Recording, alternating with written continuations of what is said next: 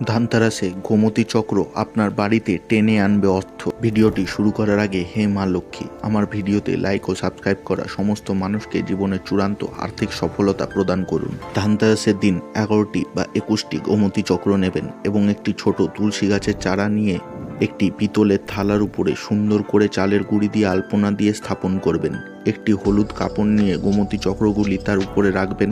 চারিদিকে গাঁদা ও পদ্ম ফুল দিয়ে সাজিয়ে দেবেন। তারপরে তুলসী গাছের পাতায় করে জল নিয়ে চারিদিকে ছিটিয়ে দিয়ে চারিদিকটি শুদ্ধ করে নেবেন। ধূপ ধুনো মিষ্টি প্রদান করবেন। দুটি ঘিয়ের প্রদীপ জ্বালাবেন এবং ওম শ্রীম হিম ক্লিম মহালক্ষ্মী নমঃ এই মন্ত্রটি 11 বার জপ করে আরতি করবেন। পরের দিন গোমতী চক্রগুলিকে ভালো করে হলুদ কাপড় সমেত কিট মেরে নিজের টাকা রাখার জায়গায় রাখতে পারেন এবং একটি গোমতী চক্র নিজের মানিব্যাগে রাখতে পারেন। এতে টাকা টানা হয়ে আপনার বাড়িতে আসবে।